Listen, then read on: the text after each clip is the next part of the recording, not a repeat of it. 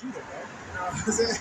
Which means that you think that you can hold a you can hold a grudge with somebody, no, bro. Or he got a bone to pick. He will get his lick back. The Lord said, hey, when he returned, every eye shall see him, even those that pierced him. He didn't just put that in there for no reason. He want them that pierced him. He was up there and they pierced him. All right. You know, the Romans and whatever the situation, all the wicked ass things like that, let his blood be upon us and all that type of stuff. All right. You know what I'm saying? Nothing scary. It's somebody just looking at you, bro. They just recording your face, bro. Like, yeah, I don't remember that. They don't say nothing, bro. They just looking at you. Know they ain't bullshit neither. You ain't sleeping, none of that. Yeah, right after it happened, this Earth going crazy. You're like, oh man, what? Then he was the son of the Most High. Imagine being that person, bro. like, imagine you do something that heinous and then you realize this is really the son of the Most High. I fucked up for real. See, he's gonna put it upon our children. If I ever heard my mom say, I stoned her right there. Yeah, that's stupid ass shit. You ain't just say you said upon us and our children. That's some selfish ass shit. You said let it be upon us and our children. You like, said, you know how crazy that sounds? That's wild. That's fucked up. That's some selfish. That's some fucked up. Why would you do that to your kids? You see what I'm saying? Go ahead. It says, 2 Peter 2:3. It says, whereby the world that then was, being overflowed with water, perished. Oh, wait, not for you. 2 Peter 3:9 says, the Lord is not slack concerning his promise. It says, as some men count slackness, since with his long suffering, to us word, not willing that he should perish, but all should come to repentance. Verse 10 says, for the day of the Lord will come as a thief in the night. It says, in the which the heavens shall pass away with a great noise. Like the Lord gonna come as a thief in the night. That's why you can't put the Lord on day to day, man. You can't, all right, I'm gonna live right by the Lord this day. Or I'm gonna do this good. The Lord gonna come as a thief, man. And that's gonna be a shameful thing when the day the Lord comes, you're gonna get caught doing something you ain't have, and you get caught up on unbelief doing some unbelief stuff. You know what I'm saying? The Lord gonna come as a thief. That's why the Lord wants you in genuineness. The Lord wants you to walk in faith. You know what I'm saying? Continue. I think you're going to it. Oh God. In which the heavens shall pass away with the. Oh no, it don't go. That's the First Thessalonians.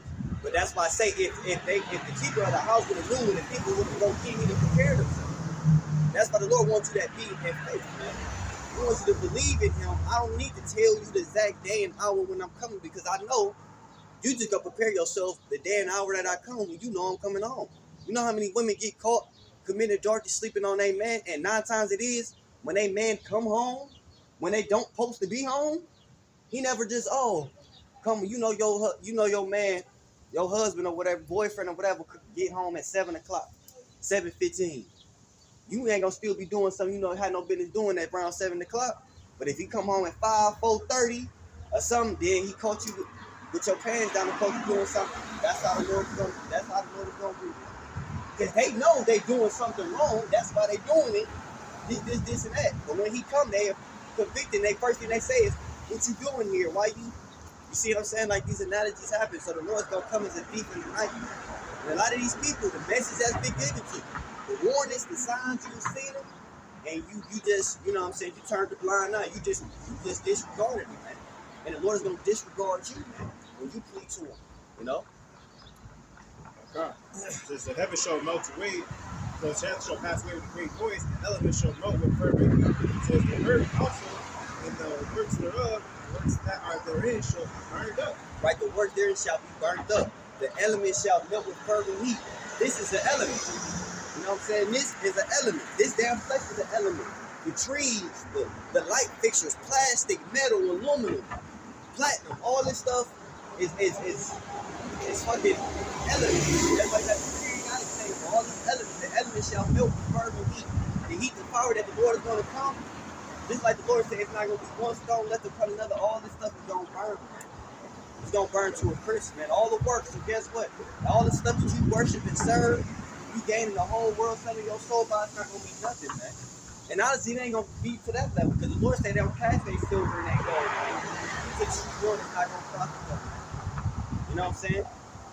So that's why before it's a new beginning, in the recreation and rebuilding, something has to be destroyed. It has to be broken down, man. See see what I'm saying? When you see people refix cars, the car is there, but they gotta break it down and build it back up. Even as kids, we all had Play-Doh and had Legos, but we had to break. You want to reuse, and we had to tear the shit down and build it back up and build something new, man. You know what I'm saying? Ain't no basketball team. Everything is separate. You got to be built and restart, man. You see what I'm saying? And that's what the Lord's going to do with America. The Lord's going to do that with Russia, the quote-unquote Middle East, all these countries, everything. It's going to be a new beginning, the kingdom of heaven, man. But destruction has to come. There's no peace without war. That's the problem. The Lord said through great tribulation, you must enter to the kingdom of heaven. But people want to go to the kingdom of heaven, but they don't want to go through the tribulation. So the Lord is right. You see what I'm saying? I want the world to change, the world to end. Right. What he's saying, Notorious movie, before we change the world, we got to change ourselves. Everybody wants the world to change, but we don't want to change ourselves. The Lord said the earth is defiled by the inhabitants for a reason. It's the damn people. It's not the earth. You should be scared of that. John the Revelator said, "Woe unto me, who should deliver me in them days?" You got the code. The Lord got the code. He can rebuild us up from the hood. It's scrap. We're one spirit, but we are not this flesh. We can wreck this whole thing out and just restart over. We have the code for it. He already did it. He already did it, yeah. So just him having us here and not doing that is mercy, bro. You know what I'm saying? Us not having memories of these past events is mercy, bro. Like, if it was us, like if we had that amount of power, if we see enough wickedness, bro, I probably would have did it forever ago. I'd be like, oh, let's just start over, bro. Just start from scratch, bro. I'd have wiped this whole thing out, bro. And that's why I'm not the Most High. Right, that's right, because the Most High let things play out. Exactly. Because we just of His feet, we just a creator. So by human nature, we suffer from things that patience. You know what I'm saying? We haste and all that. That's why the Lord constantly has to remind us, haste not in a time of trouble. Because naturally in human nature, we tend to haste. You see what I'm saying? Appreciate life and things of that nature. We kind of get, what they say, indecisive. That's why the Lord said don't put the Lord off day to day. It's just certain things, man. Seek the Lord 10 times more. You see what I'm saying? The Lord has to remind us of certain things because of human nature. The Lord understand that.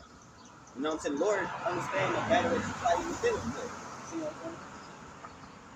That's why He sent the Lord Himself, Yahweh Shah, who we call Jesus Christ, to bring grace and mercy upon us. Because if not, you slip up one time, you out of here. It wouldn't be no point in no problems. It wouldn't be no point in rebuking. You see what I'm saying? Because it's like, shit, I don't rebuke you about to die.